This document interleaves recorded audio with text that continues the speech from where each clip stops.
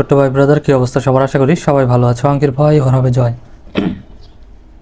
তাই তো আবার চলে আসলাম তোমাদের সপ্তম শ্রেণীর আরও একটি অঙ্ক নিয়ে। পৃষ্ঠা নাম্বার 16 যদি লক্ষ্য করো তাহলে দেখবা যে ওইখানে অনুশীলনী 1.2 আছে, ঠিক আছে। সো আগের ক্লাসগুলোতে আমাদের 16 পর্যন্ত শেষ হয়ে গেছে। আজকে আমরা যে অঙ্কগুলো করব 17 নম্বর থেকে শুরু করব, ঠিক আছে।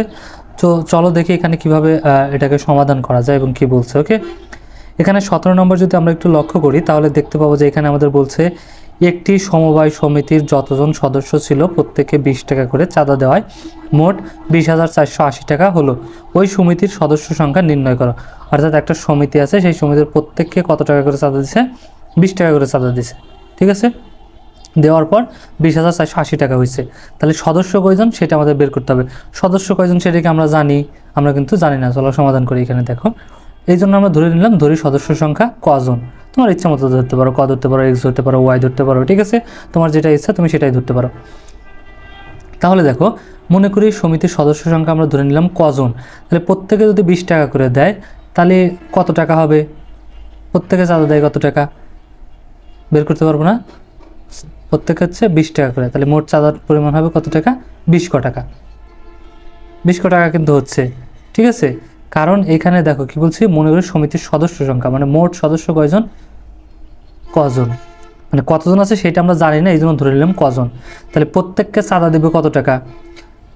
একজন দেবে 20 টাকা করে, ঠিক আছে। আর হচ্ছে সদস্য কয়জন, কজন, তাহলে কত টাকা? 20 টাকা। তাহলে প্রত্যেককে চাঁদা দেয় 20 টাকা করে। এখন এইটা কিন্তু আমি অন্যভাবে বের করতে পারি। তুমি ধরো সদস্য হচ্ছে 5 জন, সদস্য হচ্ছে 5 জন, প্রত্যেকে টাকা দেয় কয় টাকা করে? 20 টাকা করে। তাহলে মোট হবে কত টাকা বলো তো, বলতে পারবা? সদস্য সংখ্যা 5 জন, এখন তোমার মোট টাকা দেয় 20 টাকা করে, তাহলে সদস্য এই কয়জন? মোট টাকা হবে কত? 100, ঠিক আছে। তাই হবে না? কি করে বের করতে বলো তো? গুণ করে, ঠিক আছে। এইখানে আমরা যদি সংখ্যাটাকে টাকা দিয়ে এখানে গুণ করতেছি, যেহেতু আমাদের সংখ্যাটা দেওয়া নাই, এই জন্য আমরা যেটা ধরে নিলাম এটার সাথে যদি এই টাকাটা গুণ দেই তাহলে আমরা প্রত্যেকের টাকার সংখ্যাটা আমরা এখানে পেয়ে যাব, ঠিক আছে। তাহলে শর্ত মতে দেখো, এইখানে একজনের টাকা, ঠিক আছে। মোট কয়জন দিছে? কজন। তাহলে একজন দেয় কয় টাকা? 20 টাকা, 20 ক টাকা। আর মোট সদস্য কয়জন? কজন। কতজন সদস্য সেটা তো আমরা জানি না, এই জন্য মোট সদস্য কজন সমান এই যে টাকা দিছে, এই টাকা দেওয়ার পর কত টাকা হয়েছে এখানে বলে দিছে 20,480 টাকা হয়েছে আমাদের, ঠিক আছে। তাহলে এটা কিন্তু একটা সমীকরণে চলে আসলো। এখন এইটাকে যদি আমরা সমাধান করি তাহলে দেখো, বা 20 এখানে ক আর এখানে ক, ক আর ক গুণ হয়ে কী হয়ে গেছে? ক স্কোয়ার হয়ে গেছে, ঠিক আছে। তাহলে 20 ক সমান 20,480। তাহলে এখন এখানে 20 আছে দেখো, আর এই পাশে ভাগ হয়ে গেল কেন? তাকে জানো, সমান চিহ্নের সমীকরণের অঙ্কে সমান চিহ্নের এক পাশ থেকে যদি আর এক পাশে নিয়ে যাওয়া হয় তাহলে তাদের চিহ্ন পরিবর্তন হয়ে যায়। এ পাশে যদি যোগ থাকতো এ পাশে নিয়ে আসলে বিয়োগ হয়ে যেত। সমান চিহ্নের এই পাশে যদি বিয়োগ থাকতো এ পাশে নিয়ে আসলে যোগ হয়ে যেত। সমান চিহ্নের এই পাশে যদি গুণ থাকে তাহলে এই পাশে নিয়ে আসলে ভাগ হয়ে যাবে। সমান চিহ্নের এই পাশে যদি ভাগ থাকে এই পাশে নিয়ে আসলে গুণ হয়ে যাবে। সেমভাবে একই জিনিস এই পাশ থেকে ওই পাশে নিয়ে গেলেও তাদের চিহ্ন পরিবর্তন হয়ে যাবে, ঠিক ঠিক আছে। তাহলে আমরা যেহেতু কর মানটা বের করবো এই জন্য ককে এই পাশে রাখলাম আর 20কে এই পাশে নিয়ে আসবো। তাহলে কর সাথে 20 কী আকারে আছে? গুণ আকারে। যখন একটা সংখ্যার সাথে একটা বর্ণ যুক্ত থাকে, মাঝে কোনো চিহ্ন নাই, তার মানে অবশ্যই সেটা গুণ আকারে যুক্ত আছে, ঠিক আছে। তাহলে এখানে 20 কী আকারে আছে? গুণ আকারে। তাহলে 20কে যদি এই পাশে নিয়ে আসি কী হয়ে যাবে? ভাগ হয়ে যাবে। তাহলে এটা হচ্ছে ভাগ হয়ে গেল, ওকে। তাহলে এইখানে দেখো, এখন ক স্কোয়ার ঠিকই আছে, আর 20 দিয়ে যদি আমরা 20,480কে ভাগ দিই তাহলে 1024 হয়ে যাবে, ঠিক আছে। 20,480কে যদি 20 দিয়ে ভাগ দিই কত হয়ে যাবে? 1024 হয়ে যাবে। এটাকে আর ভাগ করে দেখাতে হবে? মনে হয় ভাগ করে দেখানোর প্রয়োজন নাই, তাই না? 20 ভিতরে 1 ঘর যাবে, 4 কাটে নিয়ে আসলে শুধু 4 হবে, 4-এর ভিতরে তো আর ভাগ যাবে না, এই জন্য 8 আবার শূন্য হবে। আর এখানে 8 কাটে নিয়ে আসতে হবে, তাহলে হবে 48। 48-এর ভিতরে 20 কয়বার যাবে? 2 বার যাবে, বাঁচবে কত? 8। আর হচ্ছে এই 180, তার ভিতরে কয়বার যাবে? 4 বার, ঠিক আছে। 4 বিশ 80, তাহলে কত হয়ে গেল? 1024। এখন দেখো এখানে খেয়াল করো, এখানে ক স্কোয়ার, এই স্কোয়ার যে আছে আমাদের তো স্কোয়ার লাগবে না, আমাদের শুধু কর মানটা বের করতে হবে, তাই না?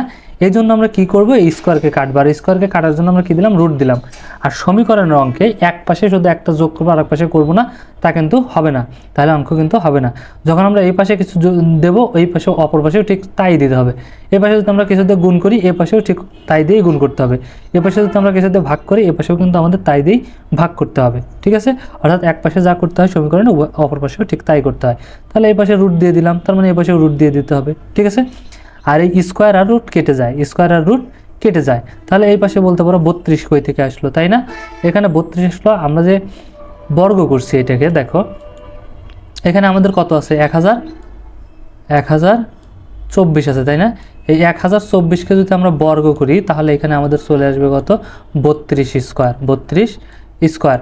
অর্থাৎ 32কে যদি আমরা 32 দিয়ে গুণ দেই তাহলেই কিন্তু 1024 চলে আসবে, ঠিক আছে? দেখো 32কে যদি আমরা 32 দিয়ে গুণ দেই তাহলে কত হবে? 2 দুগুণে 4, ঠিক আছে? আর কত হয়ে যাবে? 3 দুগুণে 6, এক ঘর আমাদের কাটা, তাহলে হচ্ছে 3 দুগুণে 6, 3 তিরিক্ষা এখানে কত হয়ে যাবে? 9। তাহলে এখন যদি আমরা কি করি? যোগ করি, তাহলে কত হবে? 4, 6 আর 6 12, 2 হাতে আমার 1, 9 আর 1 10, বোঝা গেছে? 1024। তাহলে এই যে আমাদের 32-এর উপরে স্কোয়ার দিলাম, তাহলে এই পাশেও রুট, যেহেতু এই যে 1000 আগে রুট আছে, এখন কি হবে? এই স্কোয়ার আর রুট কেটে যাবে, সুতরাং শুধুমাত্র 32 থাকবে। তাহলে এই যে আমাদের ক সমান পেয়ে গেলাম কত? শুধু 32। বোঝা গেছে নিশ্চয়ই? ইজি না? একদম ইজি কিন্তু। তাহলে ওই সমিতির সদস্য সংখ্যা কতজন? 32 জন। কারণ সদস্য সংখ্যা ধরছিলাম আমরা কজন, তাহলে কোয়ার মানটা বাড়িল কত? এখানে 32। তাহলে আমাদের এখানে সদস্য সংখ্যাও 32 জন। চলো তারপর এটা দেখে কি বলছে। এখানে বলছে কোনো বাগানে 1800 বা 1800টি চারা গাছ বর্গাকারে লাগাতে গিয়ে 36টি গাছ বেশি হলো, প্রত্যেক সারিতে চারা গাছের সংখ্যা নির্ণয় করো। তাহলে এখানে আমরা চারা গাছ নিয়েছিলাম কতগুলো? 1800টি। এইগুলো আমরা বর্গাকারে লাগিয়েছি, লাগানোর পর আমরা দেখছি কয়টা গাছ বেঁচে গেছে? 36টি।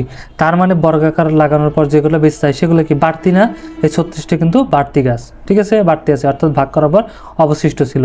তাই এই ভাগটাকে যদি আমরা নিঃশেষে বিভাজ্য করতে চাই তাহলে কি করতে হবে? এই 36 বিয়োগ করে দিতে হবে, কারণ বেশিটা যদি বাদ দিয়ে দেই তারপরে যে সংখ্যাটা হবে সেটা কি নিঃশেষে বিভাজ্য হয়ে যাবে কিন্তু ভাগ করলে, ঠিক আছে? এই জন্য আমরা 1800 থেকে 36 আমরা কী করব? বাদ দিয়ে দেবো। তাহলে দেখো যেহেতু 36টা চারা গাছ আমাদের অবশিষ্ট থাকে, এই জন্য আমরা কী করবো? 1800 থেকে 36 বাদ দেবো। বাদ দিলে আমাদের কত হবে? 1764। এই 1764-র বর্গমূল বের করবো, ঠিক আছে? এখানে আমরা জাস্ট রুট দিয়ে করে দিতে পারি। যখন রুট দিয়ে দিলাম তখন এটা কিন্তু আমাদের কত আসছে? 42 হয়ে গেছে, ঠিক আছে? অর্থাৎ এখানে আমাদের 42 স্কোয়ার, ঠিক আছে? আর এখানে আমাদের কি? রুট। তাহলে এই রুট আর এই 42 রুট আর স্কোয়ার কাটে গেলে শুধু 42 বাঁচলো, ঠিক আছে? এই জন্য এটা হলো আমাদের 42 সোজা হয়ে গেছে পূর্ণবর্গ সংখ্যা। আর যদি আমরা এখানে করতে চাই, ভাগ প্রক্রিয়ায় করতে চাই, তাহলে দেখো সেভাবেও তুমি করতে পারো। এমন না যে এইভাবে করে দিলাম আর এইভাবে করা হবে না, তা কিন্তু না, ঠিক আছে? এভাবে আমরা করতে পারছি, এভাবেও করতে পারি। তাহলে এইভাবে করতে গেলে কি করবো? এই যে সংখ্যাটা আমরা পাইছি 1764 সংখ্যাটা নেব, নেওয়ার পর ডান সাইড থেকে জোড়া করব। তাহলে এই পাশে এক জোড়া, এই দুটো মিলে এক জোড়া, এই দুটো মিলে এক জোড়া। তাহলে প্রথমে 17 আছে, তাহলে আমার প্রথমে এখানে এমন একটা সংখ্যা নিতে হবে তার বর্গ করলে যেন ওই 17 কি হয়? সমান হয়, অথবা তার নিচের কাছের সংখ্যাটা হয়। তাহলে এখানে আমরা 4 নিলাম, 4 4 16, যদি 5 নিলাম কত হয়ে যেত? 25 হয়ে যেত, 17 বেশি হয়ে যেত, এই জন্য 5 নিয়ে আসবো না, 4 নিলাম। তাহলে 4-এর বর্গ করলে 4 গুণ 4 অর্থাৎ 4 4 16, নিয়েছিলাম 16। তাহলে 17 থেকে 16 বাদ দিলে 1, পরের জোড়াটা নামালাম। এখন এই পাশে টান দেবো। তাহলে এখানে যে আমরা 4 পেলাম, তাহলে এই পাশে আমাদের কত লিখতে হবে? তার ডাবল। তাহলে এখানে 4 লিখছি, এখানে কত লিখতে হবে? তার ডাবল। তাহলে 8, 4 ডাবল কত? 8। তাহলে 8-এর সাথে এখানে একটা সংখ্যা, এমন একটা সংখ্যা লিখতে হবে, এখানে যে সংখ্যাটা আমরা নেব এখানেও সেই সংখ্যাটাই নেব, ঠিক আছে? এবং এখানে যে সংখ্যাটা গঠিত হবে তখন এটা দিয়ে এই সম্পূর্ণটাকে গুণ করতে হবে। তাহলে এখন এখানে 2 নিছি, তার মানে 2 দিয়ে এই 82কে এখন গুণ দেবো। যদি তাই দেই তাহলে দেখো 2 দুগুণে 4, 8 দুগুণে 16, তাহলে মিলে গেছে সমান। তাহলে এখানে কত গেছে? 42। তাহলে দেখো এটা করে রুট করে আমরা করলাম 42, যদি ভাগ করে এভাবে বের করো তাহলেও 42। তাহলে প্রত্যেক সারিতে চারা গাছের সংখ্যা কয়টা? 42টি। অর্থাৎ আমরা ভাগ করে দেখাই দিতে পারি, ঠিক আছে? অনেকে দেখা যাবে যে এইভাবে স্কোয়ার করতে নাও পারো, ভাবতে না পারে, কিন্তু ভাগ এটা নিয়ম ধরে ভাগ করলে বের হয়ে যাবে। আচ্ছা চলো দেখি তারপর এটা কি বলছে। 19 নম্বরে বলছে কোন ক্ষুদ্রতম পূর্ণবর্গ সংখ্যা 9, 15 এবং 25 দ্বারা বিভাজ্য। তাহলে এখানে যদি এইভাবে আমাদের কোনো সংখ্যা দেয় যে এত সংখ্যাগুলো কোন সংখ্যা দ্বারা বিভাজ্য, ঠিক আছে? তাহলে সেই সংখ্যাগুলোর আমরা যদি লসাগু করে দেই তবেই কিন্তু সেই সংখ্যাটা বিভাজ্য হয়ে যাবে, ঠিক আছে? মানে প্রত্যেকটা দিয়েই বিভাজ্য হবে। আর লসাগু, যা জিনিসগুলো লসাগু বের করি, ঠিক আছে, যার লসাগু বের করি, লসাগু যত বেরোয় ওই সংখ্যাগুলো অত দ্বারা বিভাজ্য। তাহলে 9, 15 আর 25 যেহেতু আছে, তাহলে 9, 15 আর 25-এর লসাগু যদি বের করি তাহলে লসাগুই হবে এই সংখ্যাগুলো দ্বারা বিভাজ্য সংখ্যা। ওকে, তাহলে আমাদের লসাগু বের করতে হবে। ইউক্লিডীয় প্রক্রিয়া আমরা লসাগু শিখে আসছি, তাই না? আগের ক্লাসে কিন্তু 5 এবং 6-এ কিন্তু শিখে আসছি। তাহলে দেখো যে সংখ্যাগুলো আছে, সংখ্যাগুলো নেব 9, 15, 25। আমরা কি করব, ইউক্লিডীয় প্রক্রিয়া লসাগু বের করার দুইটা নিয়ম বা দুইটা শর্ত আছে, ঠিক আছে? প্রথম শর্ত হচ্ছে প্রথমত সবচেয়ে ছোট সংখ্যা দিয়ে ভাগ করার চেষ্টা করবো। এখন সবচেয়ে ছোট সংখ্যা 1, কিন্তু 1 দিয়ে যদি আমরা কোনো কিছু ভাগ করতে যাই, তাহলে 1 দিয়ে পৃথিবীর যে কোনো কিছুকে যদি আমরা ভাগ দিই তাহলে সেটাই হবে। সুতরাং 1 দ্বারা আমাদের ভাগ করার দরকার নেই, আমরা এখানে 2 দিয়ে শুরু করবো, ঠিক আছে? তাহলে শর্ত হচ্ছে সবচেয়ে ছোট সংখ্যা দিয়ে ভাগ দেবো, আর কমসে কম 2টা সংখ্যার মধ্যে ভাগ যেতে হবে। এখানে যতগুলোই সংখ্যা থাকুক না, 7টা 8টা পর্যন্ত যদি থাকে, তার মধ্যে যদি 2টার মধ্যেও ভাগ যায় তাহলে আমরা সেখানে ভাগ নিয়ে নেব। ওকে, তাহলে দেখো এখানে 9 আছে, 15 আছে আর 25 আছে। একটাও জোড় সংখ্যা নাই, তাহলে তো একটাতেও 2 দ্বারা বিভাজ্য হবে না। তাহলে 2 এর চাইতে একটু বড় সংখ্যা কি 3। তাহলে এইখানে আমরা লক্ষ্য করব 3 দ্বারা এই সংখ্যাগুলো বিভাজ্য কিনা। ওকে, তাহলে 3 দ্বারা সবগুলো বিভাজ্য। দেখো 3 দিয়ে যদি 9কে ভাগ দেই, 3 3 9। আচ্ছা, 3 দিয়ে যদি আবার 15কে ভাগ দেই, তাহলে 3 5 15। 3 দিয়ে যদি আবার 25কে ভাগ দেই, তাহলে কিন্তু যাবে না। সুতরাং যেটা ভাগ যাবে না সেটা সেরকমই থাকবে, ঠিক আছে? 25ই থেকে যাবে। তাহলে এখানে লক্ষ্য করো, এখন কিন্তু আর 3 দিয়ে যাবে না এই লাইনটা, তাই না? এখন কিন্তু 5 দিয়ে যাবে এইটা আর এইটাকে। এই জন্য আমরা কী করবো, 5 দিয়ে ভাগ দেবো। 3 এর যেহেতু ভাগ করা যায় না, তাই 3 3ই থেকে যাবে। 5 দিয়ে 5কে ভাগ করলে 1 হয়, 5 দিয়ে 25কে ভাগ করলে 5 5 25, ঠিক আছে? আর কিন্তু এটাকে কোনো কিছু ভাগ করা যাবে না। এখন কী করবো, তাহলে এই যে বাইরের যেগুলো আছে এই সবগুলো গুণ করে দেবো। 3 5 3 1 আর 5, এগুলো আমরা কী করবো, গুণ করবো, ঠিক আছে? তাহলে 3 5 3 আর হচ্ছে 5। এখানে 1 দেই নেই গুণ করে, কেন? কারণ 1 দ্বারা যা গুণ করবো না তাই হবে, ঠিক আছে? তাহলে এখন যদি গুণ করি, 3 5 15, 3 15 45, 5 45 225, ঠিক আছে? সুতরাং নির্ণয় ক্ষুদ্রতম সংখ্যাটা হয়ে যাবে কত, 225। ইজি না? একদম ইজি কিন্তু। আশা করি বুঝতে পারছো। আর ভিডিওটা যদি ভালো লাগে অবশ্যই একটা লাইক দিয়ে দিও, আর বন্ধুদের সাথে শেয়ার করতে কিন্তু একদমই ভুলো না। ওকে, দেখা হচ্ছে নেক্সট ডে। ততক্ষণ সবাই ভালো থাকো, সুস্থ থাকো। আল্লাহ হাফিজ।